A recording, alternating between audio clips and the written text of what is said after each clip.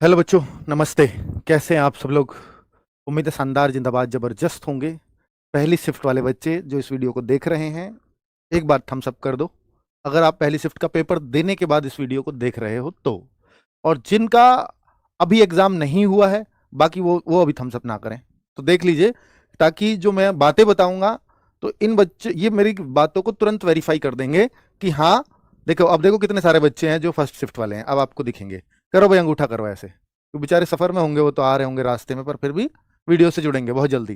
तो भाई, वो आप भी वेरीफाई करते रहना, जो भी बातें बता रहा हूं वो एग्जैक्टली ऐसे ही थी या नहीं थी। आप देखो, बहुत सारे बच्चे हैं, अब तो इतने तो काफी हैं जितने आपने अंगूठे किए हैं।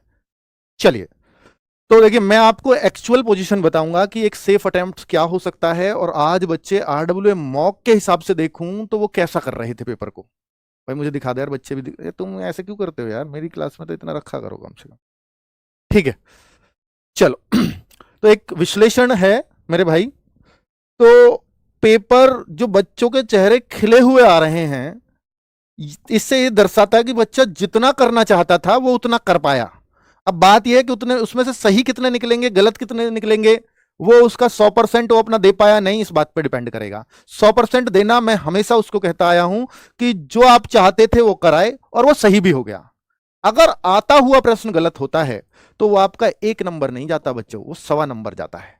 मैं हमेशा कहता हूं, क्योंकि एक अपना गया और 0.25 इसलिए गया कि वो आपको आता था। वो अब माइनस करके जाएगा उतना मार्क्स, जमा में से भी लेके जाएगा।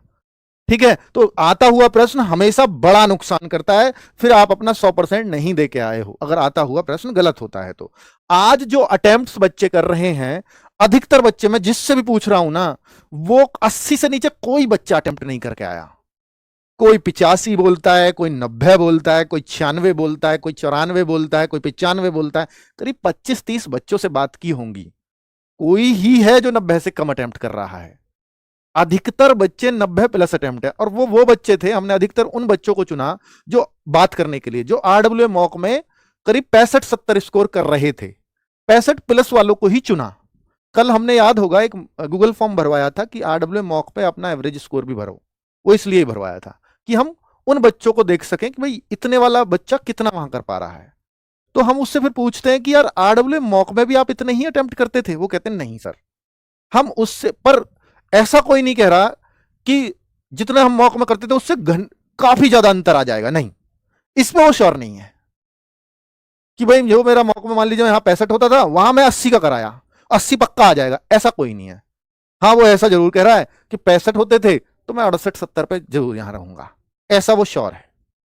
ठीक है, तो इसका मतलब मॉक से ऊपर ही बच्चों के मार्क्स आ रहे हैं, चाहे वो 2 मार्क्स ज्यादा आए, चाहे 4 आए या 5 आए। इससे ज्यादा फर्क पड़ेगा नहीं, क्योंकि अभी आप सिर्फ देख कर आए हो पेपर। कम होते हैं बहुत कुछ आंसर किए आने पर, जब आपको अरे यार ये क्यों गलत कर दिया, जब ये जो क्वेश्चन गलत होते हैं ना, वो वाला दिमाग ठनकता है तब, है ना। तो अभी मैं आपको बच्चों जो एक पूरी कैलकुलेशन दूं कि मैथ्स की, तो मैथ्स का जो लेवल है, मैं शाम को तो बता दूंगा कि किस किस चैप्टर से कितने कितने प्रश्न आए हैं। अभी आपको इतना बता दे रहा हूं कि जैसे 2D 3D से प्रश्न आ रहे हैं 3, अभी एक शिफ्ट का हुआ है, दूसरी शिफ्ट 2:30 बजे छूटेगी, और मैं वीडियो ले रहा हूं, करीब ये 1:25 हो रहे हैं। ठीक है, तो मैथ्स में जो पहली शिफ्ट का खेल रहा है वो 3 क्वेश्चन का 2D 3D से रहा है। हालांकि वो फॉर्मूला बेस्ड क्वेश्चन है, मुश्किल नहीं है। एक क्वेश्चन बच्चों को जिसने मैथ्स में परेशान किया वो बोट एंड स्ट्रीम का था, है ना, उसने बच्चों को परेशान किया है।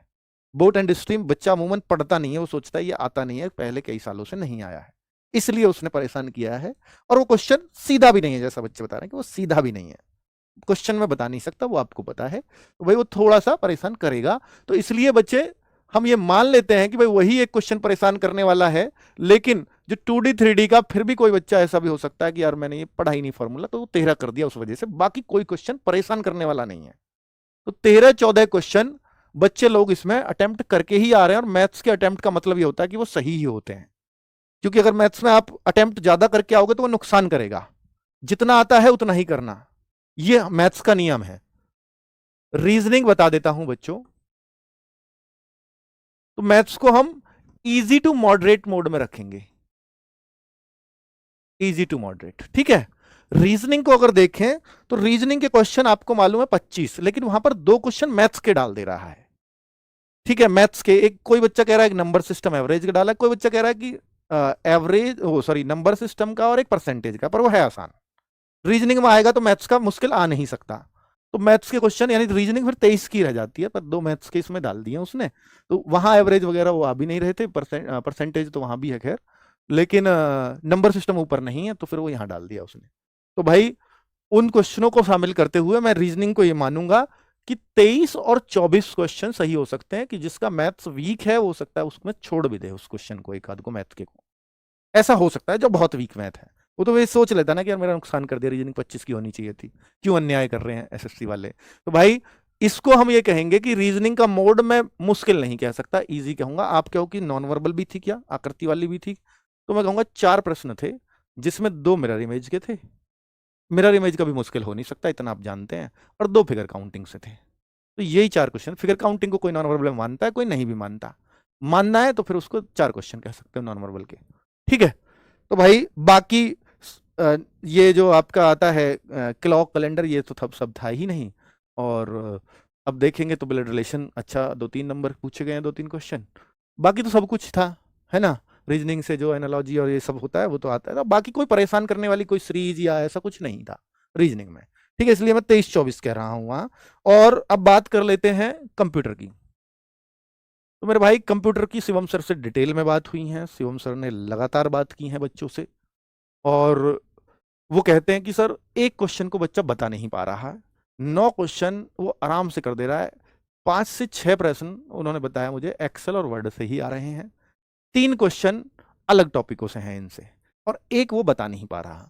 तो यहां हम कह सकते हैं कि कंप्यूटर 8-9 क्वेश्चन बनते हैं, बाकी बच्चों के ये 9-10 नंबर आएंगे उसमें भी, ठीक है। तो क्योंकि ये कई सारे बच्चों से बात की तो उस एक क्वेश्चन का कंफ्यूजन सभी को है, तो हालांकि वो स्टेटमेंट में लेकर के था, तो स्टेटमेंट का वो कह रहे हैं कि था फैक्चुअल बेस, बच्चे उसमें ये श्योर हैं कि सर हमने बाकी ऑप्शन एलिमिनेट आराम से कर लिए थे, और तो इसलिए वो क्वेश्चन बन जाएगा, कोई बड़ी बात है नहीं, तो ऐसा उन्होंने बोला। फिर भी मैं इसको, क्योंकि बच्चे को 1-2 क्वेश्चन भी अगर मुश्किल लगा, तो फिर मैं इसको easy to moderate level Shivam sir ने इसको दिया है। हालांकि कंप्यूटर का पेपर देते ही शिवम सर का चेहरा एकदम से नजर आता है बच्चों को, कंप्यूटर का पेपर हाथ में आते ही, ठीक है। अब बात करते हैं भाई जीएस की, क्योंकि कंप्यूटर सबने ही शिवम सर से पढ़ा है ऑलमोस्ट, है ना, और उन्होंने 3 जो मैराथन ली है उन 3 से सारा पेपर है, ये बच्चों ने बोला है, सर 3 से बाहर नहीं है कुछ भी।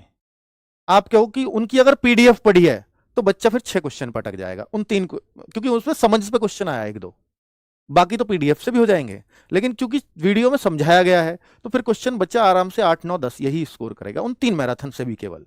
तो अगर आपका आगे पेपर है तो उन 3 मैराथन को जरूर कर जाएं जो अभी सिलेक्शन शॉट के नाम से शिवम सर ने ली थी, ठीक है। अभी जीएस की अगर हम बात करते हैं तो भाई जीएस जैसा कि स्टैटिक पहले से ही फेमस है कि स्टैटिक जो है खूब सारी पूछी जाएगी इसमें, तो वही हुआ है 19-20। करंट अफेयर्स इन्होंने सीएचएसएल में आधी पूछी 50%, पर यहां करंट अफेयर्स देखने को नहीं मिली, तो करंट अफेयर्स के करीब 5 क्वेश्चन यहां मांगे गए। अब आपके स्टैटिक में ऐसा क्या था, तो भाई ये जो आपके लोक नृत्य बुक के राइटर और ये भी, और सबसे ज्यादा यहाँ पुरस्कार अवार्ड से क्वेश्चन बने हैं, ओलंपिक से क्वेश्चन बने हैं, ओलंपिक की हाल फिलहाल में भारत की स्थिति भी और पुराने ओलंपिकों में भी। तो ओलंपिक से टोटल जो बच्चे बता रहे हैं 5 से 6 प्रश्न हैं, पुराने नए सब मिलाकर के, तो 6 प्रश्न ओलंपिक से हैं भाई।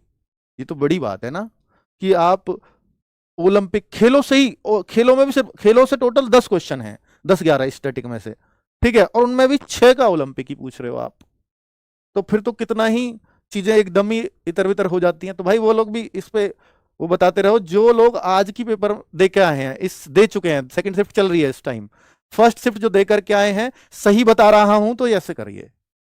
और आपको एक एक चीज, भाई मैं इतनी देर में वीडियो लाया हूं तो फिर ऐसा हो ही नहीं सकता कि मैं कुछ भी ऐसी चीजें यहां बता करके जाऊं जिससे बच्चों को कंफ्यूजन क्रिएट हो, एकदम क्लैरिटी से सारी बातें कर रहा हूं, ठीक है, और बहुत रिसर्च के बाद है और बहुत सारे बच्चों से पूछने के बाद। और अभी कुछ बच्चे यहां भी हैं, मैं आपको दिखाऊंगा कि 2 बच्चे अभी पेपर दे के आए हैं फर्स्ट शिफ्ट वाले, ठीक है, तो मैं उनको बुलवा रहा हूं अभी, तो आपको और ट्रस्टेबल लगेगा चीजों को लेकर के। तो भाई ये रात बेचारे यहीं रुके थे बच्चे, क्योंकि इनका ये राजस्थान से है और सेंटर नोएडा में था, ठीक है।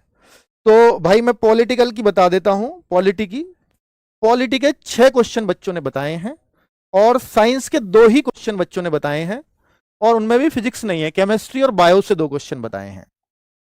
ठीक है, और हिस्ट्री के मात्र 1 से 2 क्वेश्चन हैं, 2 ही मान लीजिए आप। ज्योग्राफी के भी 2 ही क्वेश्चन हैं, तो हिस्ट्री ज्योग्राफी परेशान करने वाली नहीं है, अगर वो 2 भी हैं तो, मतलब वो भी लग जाने वाले हैं। ठीक है, और सबसे ज्यादा जो रोल और निभाया है वो इकोनॉमिक्स ने निभाया है, जो 10 से 11 क्वेश्चन पूछ रहा है, और इसमें भी 5 क्वेश्चन पंचवर्षीय योजना, पढ़ लेना। ठीक है भाई, तो ये आपका पेपर है जीके का।